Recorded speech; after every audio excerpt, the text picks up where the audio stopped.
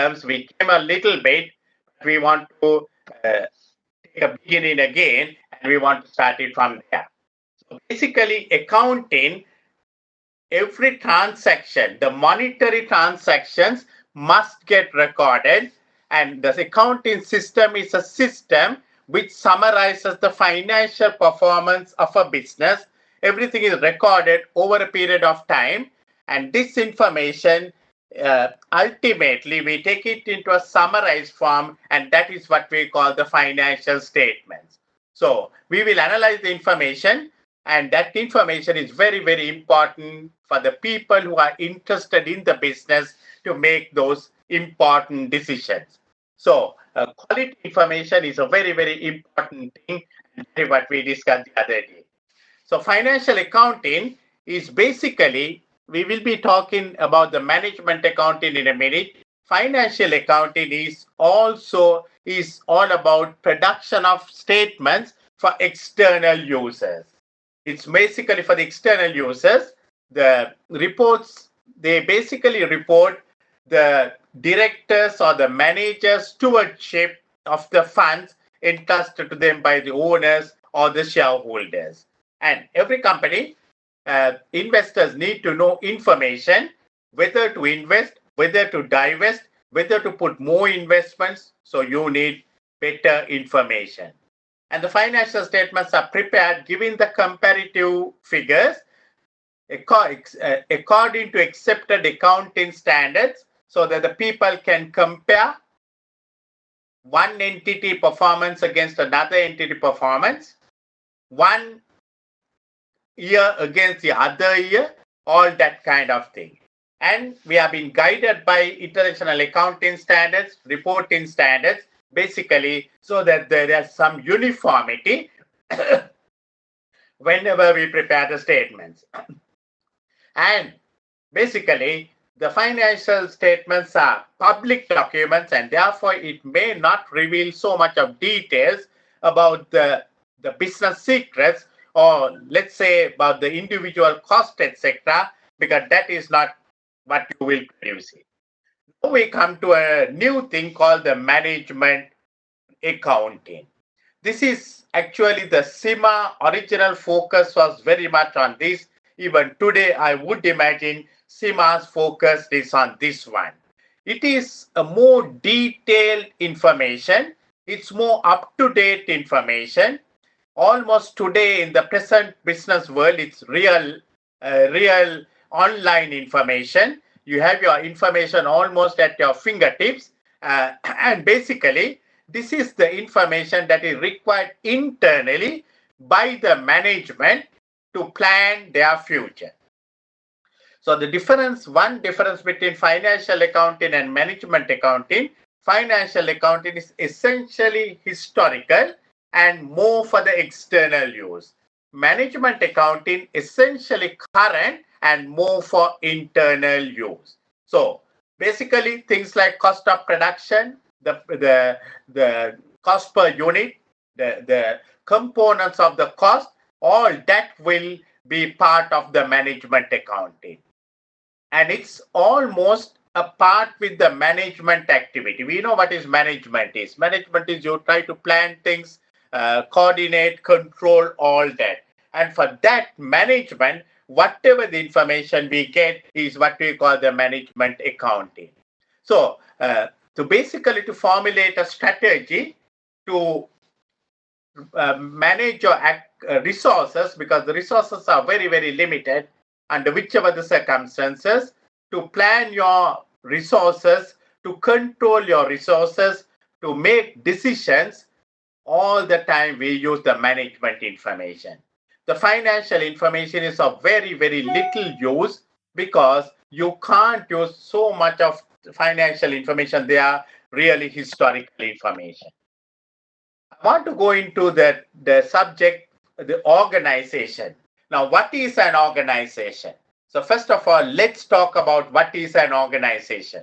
So I'm going to again go ahead with my presentation. If you all have any questions, please put it on the chat box or send me an email. I will reply to you. But at any time you can disturb me. I will always answer your questions. The types of organization. So first of all, let's talk what is an organization. Organization is simply when group of people get together for a common objective. That is what we call an organization. So people getting together. So just one man cannot be an organization. If more than one, two or three get together, and it can go up to 100, 200, 10,000, 15,000, does not matter. When the people get together for a common objective to try to achieve an objective, every organization is there to achieve the objectives for what they are formed for. So that's what we call organization. So there are a couple of organizations, what we will be discussing here, the companies or incorporated entities. They are essentially, their aim is to make a profit or to maximize profit.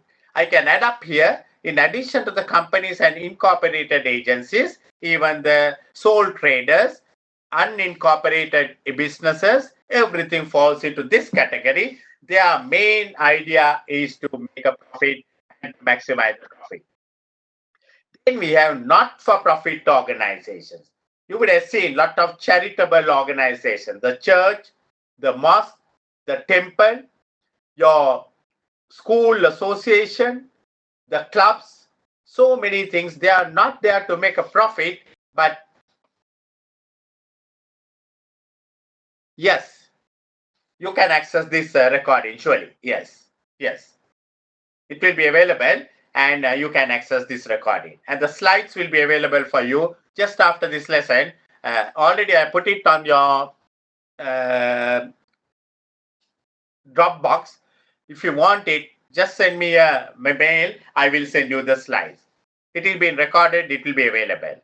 Not-for-profit organizations. These are their motive is not to make a profit, but there again, a group of people get together for a particular purpose, and that is what we call a not-for-profit organization. Then we have the third category, the public sector entities. There are certain functions done by the government and the government alone, because there are certain essential functions that is needed by the entire community of people. You cannot allow them to be run on a profit basis, and therefore you work it through the government. The government itself is an organization, and there are many institutions run by the government. It can be the health sector, it can be the education sector, the water, electricity, transport. Some of the essential sectors are done by the public sector. So basically, we have three types of organizations: companies or incorporated entities. Their aim is to make a profit. Then we have the other one. Their aim is not to make a profit, but still for all they have certain objectives to achieve. So here, profit is the objective. Here, no profit, but surely they have a common objective to achieve. Maybe if you take the church, it may be to propagate the gospel. If it is temple, it may be their religious beliefs, whatever it may be. Then we have the public sector entities. They are not really profit motivated, but they are somewhat giving a service to the community. So these are the types of organizations we have. And as I said, whatever the organizations, whether it's profit making or not for profit making, it is or public sector, they are driven by what we call objective. So as you can see, basically it's a set of people coming together for a particular common purpose, and that's what we call organization. So I think in the this morning's paper, yesterday's paper, I think there have a couple of questions on this area about this organization. What is an organization?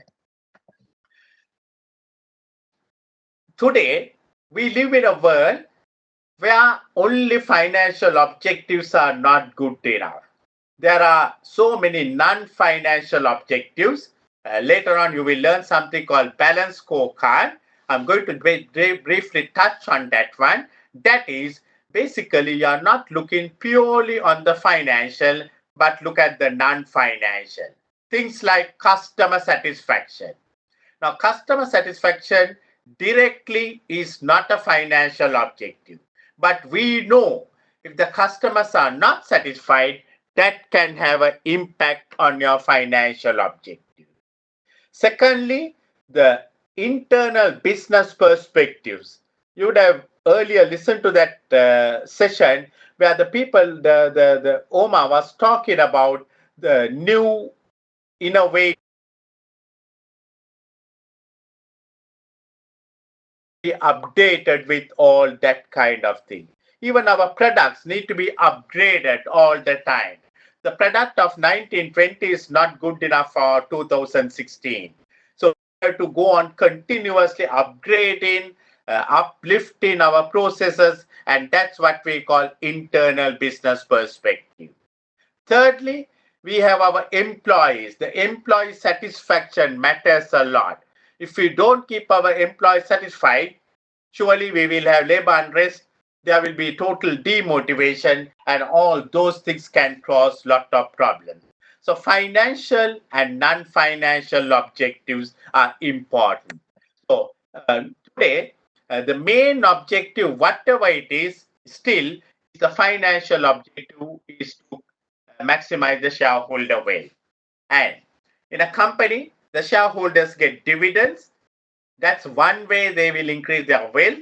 The other way is by the share price increases. You buy a share for $10. After 1 year, when it is $15, your wealth has got increased. So, paying dividends, increasing the share price are essentially the financial objectives which business organizations will try to achieve it all the time. However, having said that one, that is not good enough. You must have so many non-financial objectives.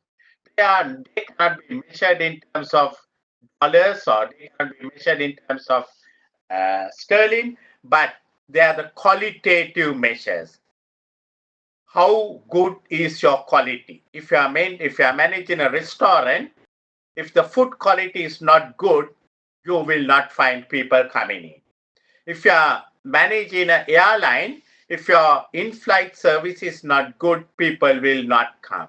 If your health and safety is not good, people will not come. So the non-financial objectives are equally important or sometimes arguably more important than the financial objective. Sometimes if you do very well on the non-financial objectives like keeping the customer happy, keeping the product totally upgraded, keeping your employees very happy, surely your organization will be a success and you will have financial success coming up. So new innovations, customer satisfaction, they are very, very important for a profit-making entity, and these are what we call non-profit-making objectives. Whenever we have a company, whenever we have a club or a society or a government, we have financial objectives. It can change. For a company, the financial objective will be to maximize the shareholder wealth. For a temple or a church or a mosque or some place, the financial objective will be to manage the expenses within the budget and to raise the funds that is required to meet the budget. For a government, the public sector, the profit may not be the objective, but maybe objective is to recover 80% of the cost, recover 90% of the cost. So whatever the way you look at, you have financial objectives, irrespective of whether you are a profit making, irrespective of you are a club, irrespective of you are a government, you have your financial objective. And the financial objective should be smart. I'm sure some of you all must be knowing what is smart. Right? Earlier, I heard Uma said talking about, or the other girl was talking about the being smart. Here we are not talking that smart, but we have got this acronyms for smart. Smart is specific.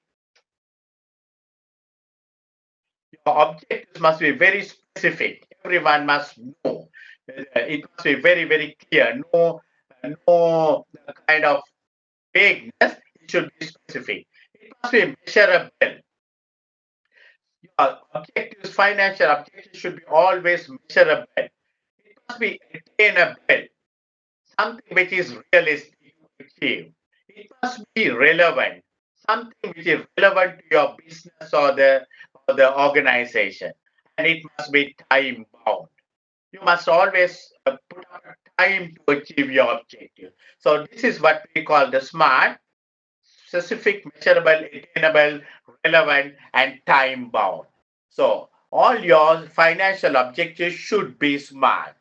And the management should set very specific targets, measurable targets, attainable targets, relevant targets, and it must give a time frame.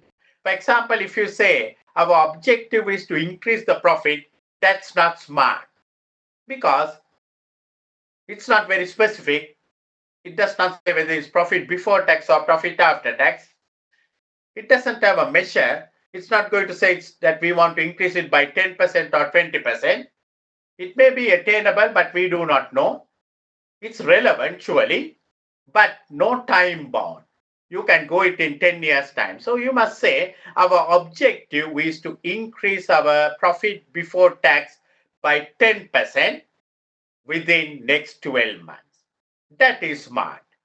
So always, whenever we set our financial objectives, they must be smart. For example, when you say return on capital, that is the accounting rate of return, which we will learn later on, return on capital should be about 20%. It's very specific, something which we can measure. We have a ratio to measure that one. Probably attainable, something which is relevant to any company because we are employing company capital to get the profit. So we want to see that we get the maximum profit for the capital employed. And also we must have a time period. So you must say 1 year or something like that. So you can have a question coming up. The examiner will put up certain things and ask whether the financial objectives are appropriate. So for it to be appropriate, it must be smart all the time. So that is what we call the financial objectives. Remember, it must be specific, measurable, attainable, relevant time frame. So what you're going to learn today will be very useful for you right up to the financial strategy paper at your final stage. So for non-commercial bodies, that is, they are not profit making or profit seeking, but things like the temple, the church, or your old boys association, old girls association, or your club, CIMA, uh, students association, whatever. Your objective is not to make a profit, but to provide a service. But still, for all, you will have certain financial objectives. You must manage within your budget. You must be able to raise the money that is required for the budget. So, for that purpose, we don't go for the profit maximization, but every dollar that we spend, every sterling we must spend, should be spent economically, should be spent efficiently, should be spent effectively. And that is what we call value for money. So value for money is always efficiency, economical, and being effective. What is economical? Whatever you can buy for $10, don't spend 10.50. You must spend the minimum, so you have to be economical. Try to get the maximum discount, try to negotiate the best price, and that is what we call economical. Efficient. Efficient means we should never waste our money. If you hire a person for 8 hours, see that person has worked for 8 hours, or don't hire. Hire him for 6 hours only. Don't waste your money. That is what we call efficient use of your money. Economical use of money is buying the thing at the best possible price, not the cheapest. Cheapest is not the way, but at the best possible price. And third D, this is what we call the 3 E's: economical, efficiency, and effectively. The third D is you must spend that every dollar or every rupee or every pound for the purpose for which the organization exists. Now, for example, you might form up an organization to help the kidney patients, right? And that's a charitable organization. So you will raise money from various donors, and that money must be spent very economically. In the sense, you must see that the patient is cared at the best possible hospital at the cheapest rates. Don't waste your money because you have got others' money to spend it. Spend it very efficiently and spend it only for the purpose to care for the kidney patients. Don't spend too much of money on administration. That is not effectiveness. Spend it on the cause as much as possible. So that is what we call economy, efficiency, and effective. And one term for that is what we call value for money. Now, I must make it very clear, just because I say it's for non-commercial entities, it does not mean that the commercial bodies or profit-making entities are not concerned about value for money. No, no, no. They are also very concerned. The profit-making organizations also want to spend their money economically, efficiently, and effectively. But for these people, the burden is much more heavier. Reason, because they are using others' money. They must be very accountable, careful with that one. Then we have the publicly owned enterprises. These are what we call state-owned enterprises. Mostly the funding has come from the government. So the idea is not to make a profit, but surely they need to deliver some service. It may be to supply drinking water. Now, drinking water in most of the countries, it's state-owned because sometimes you can't give it to the private sector. Private sector will try to sell it at very high prices, and the people may not have the essential water for their living. So therefore, what we do is we have to just go. Not the idea is not to make profit maximization, but surely we need to cover certain costs. We should ensure that the funds are not wasted. And generally, the government organizations, they work in a monopoly. They don't have too much of competition, so they don't have that pressure of competition for them, just like a business sector organization. And most of the government, these public owned enterprises, they get their money from you and me, the taxpayers.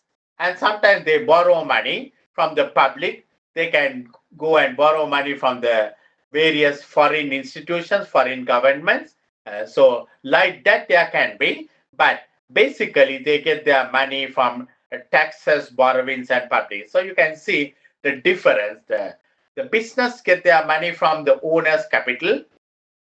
The non non profit making organizations mostly get it in form of donations or subscriptions.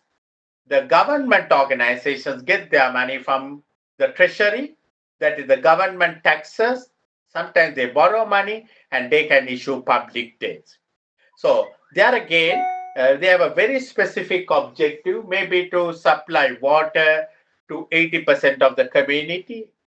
It should increase every year by 5% or whatever it may be, to provide electricity to the entire nation, to give good health to the people, whatever the public owned enterprise objective, they must be very carefully planned. And again, the emphasis will be on the three E's: value for money, economy, efficiency, and effectiveness.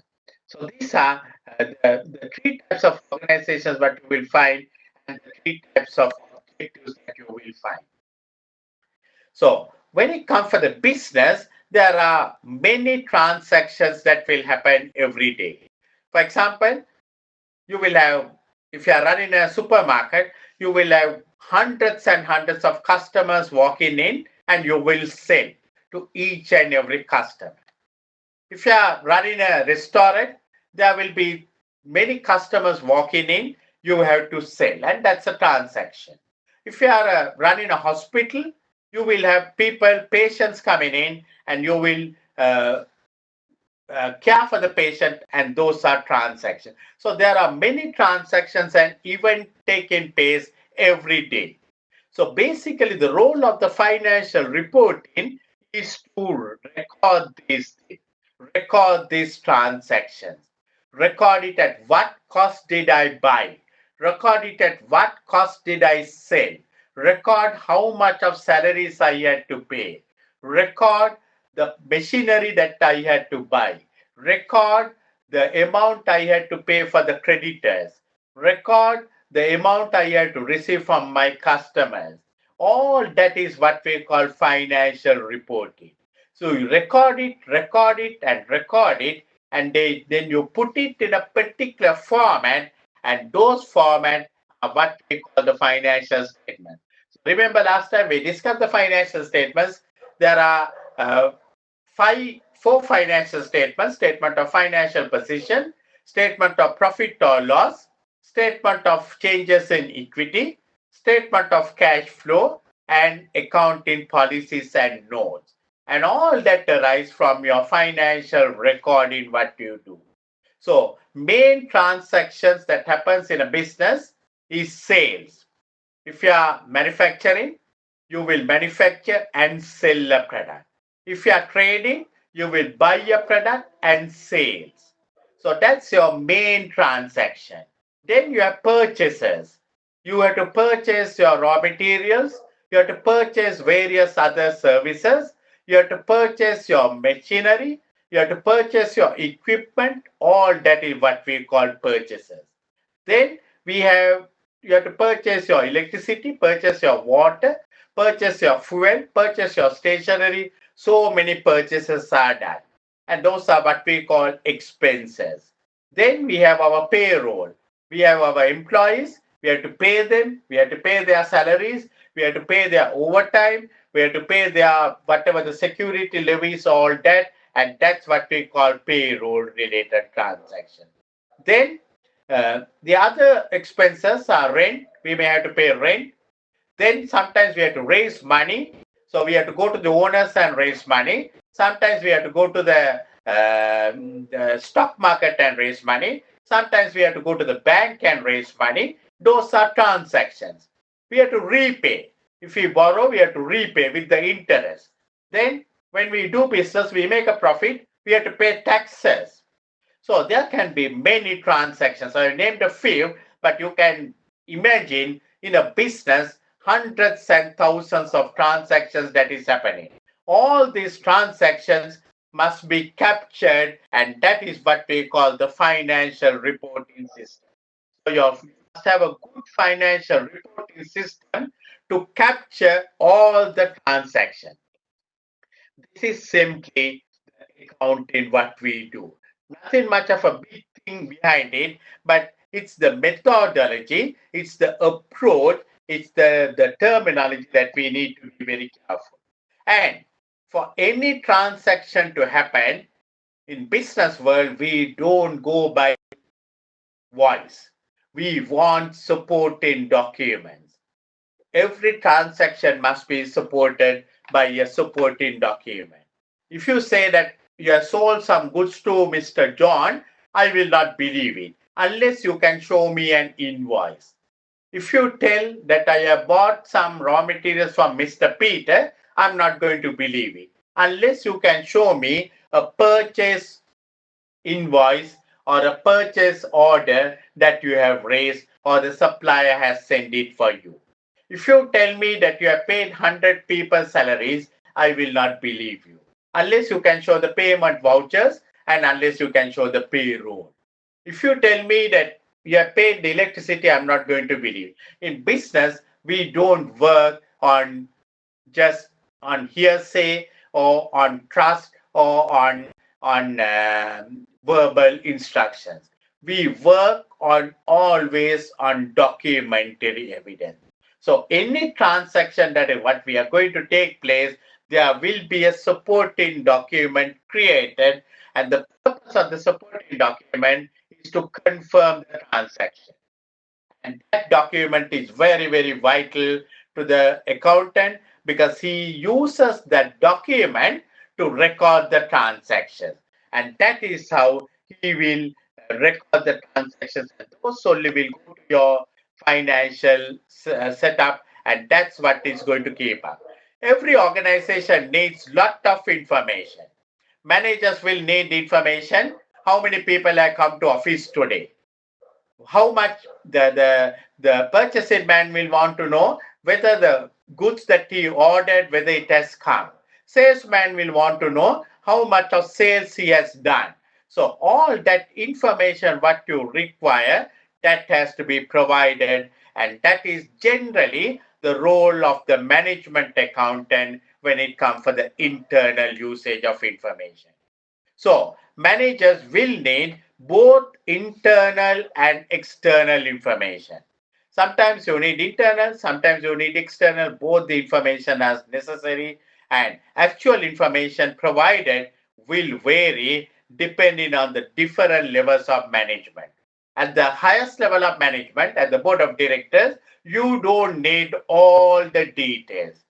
You don't need to tell that you sold it to Mr. Peter so much, Mr. John so much, and Mr. Albert so much.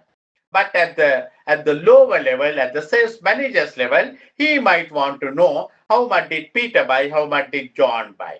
But the directors will probably want to know the total sales. And they might want to know the big customers, but they may not be interested in knowing every little bit of sale or every little bit of payment. So the information needs can vary from one person to the other. So just half an hour we have just managed to clear up that area.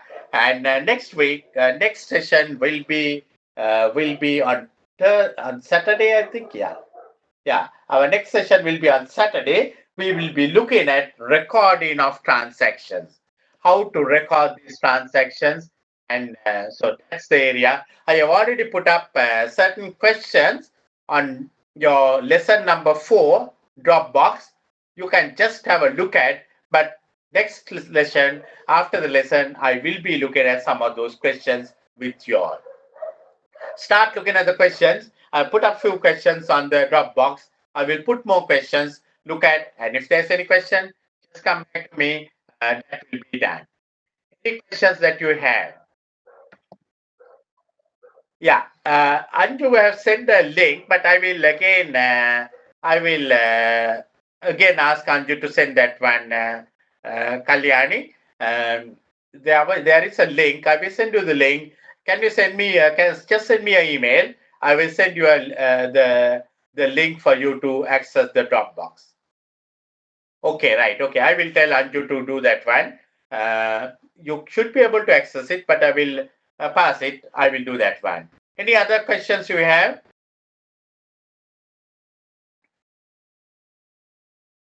Okay. So we will meet on next Saturday at 7:15, and we will continue with our lessons. I want to look at the recording of transactions, and I want to go for questions next time. So next Saturday session should be a good session because I basically covered up my theory. Now I think I should be able to work through on questions when I do the next after my next presentation. Okay, thank you very much. If there's anything, just send me an email. Once again, the email is premakumar55@gmail.com. Just send me. Whoever who needs the slides, please drop an email. I will see that it is done for you. Thank you very much. All the best. Thank Kumar. Yeah. Yeah.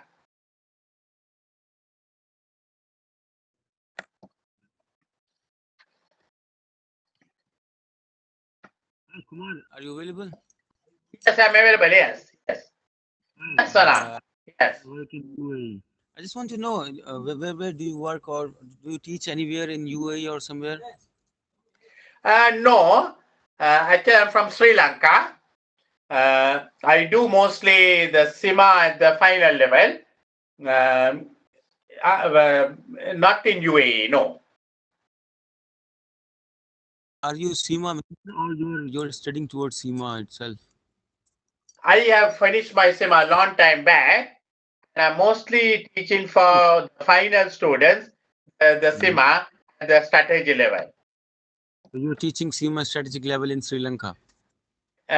Mostly for the overseas students, mostly Mhm. for the UK students through online.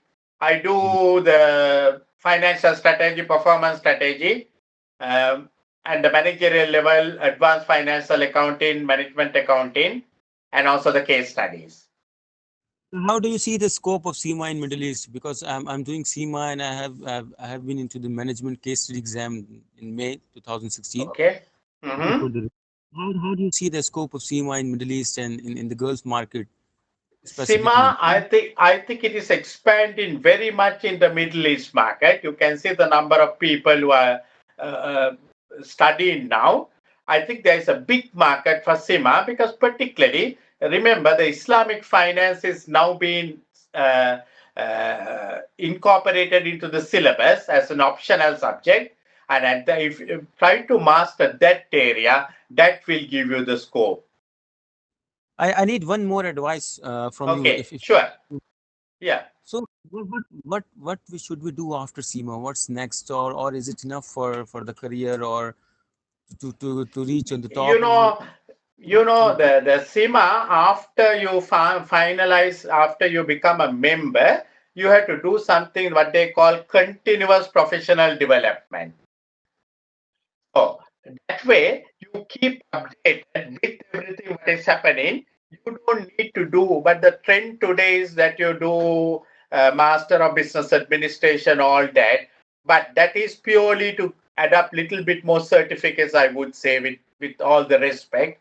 Uh, if you do CIMA, after CIMA, you have to do your updated continuous professional development. Just for your information, I did CIMA in 1980s, but today I'm in 2016. But I have kept myself updated. That the time that we learned, none of the things what we are doing today were not there. But since we keep updated, we can manage it. Mhm. Today I'm good enough, even after 35 years, I'm good enough to teach the final students of CIMA all over the world. So that's CIMA. CIMA, you can't stagnate. You will be continuously doing not exams, but you have to do a lot of work. You have to collect certain credits to get your membership renewed every year. Knowledge Mhm. wise, if you get through CIMA, you're all right. But people can do many additional exams just to get their thing. One area CIMA is not adequately covering up in the audit. So Yeah. some people who want to go into the audit practices may think of doing ACCA, may think of Mhm. doing chartered. Yeah. Yeah. So Kumar, I'm working Yeah. here in UAE in FMCG in food industry for Okay. the last. Okay. So, and I'm hopeful that I'll complete my SEMA within a year or so, like this. Okay. Yeah. Can you know what is the best or ideal industry for the SEMA affiliates or SEMA graduates to work in, or like say in a long run? Is it service industry or manufacturing, food industry, banking? What is the ideal industry for SEMA graduates now in 2016? Today the trend is the service industry. Yeah. Trend is the service industry. The manufacturing industries are just getting out. Little bit of more IT knowledge is the right area for you to tap on. In service industry, right?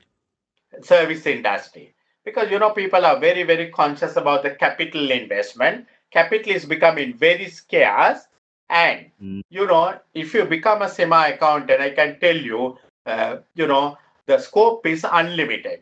I'm 60 years old, for your information, but I can still learn by doing these classes.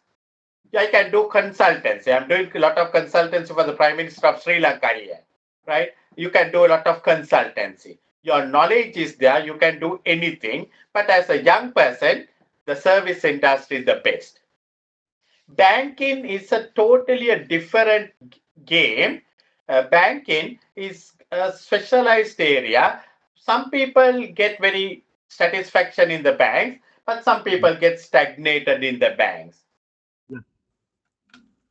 Okay, Kumar, My you Awesome. Yeah, You are like an inspiration to us, and I hope if you can get in touch in future as well, if you have LinkedIn groups or something on Facebook or WhatsApp. So be in yeah. touch. Sure. Yeah. Send me an email, and then I will always, I will be in touch with all of y'all, and we will always support all of y'all. Yes, sure. Yeah. Thank you. Thank you, Kumar. Okay. Take care. Okay. Thank you. Thank you. Take care. Have a great day.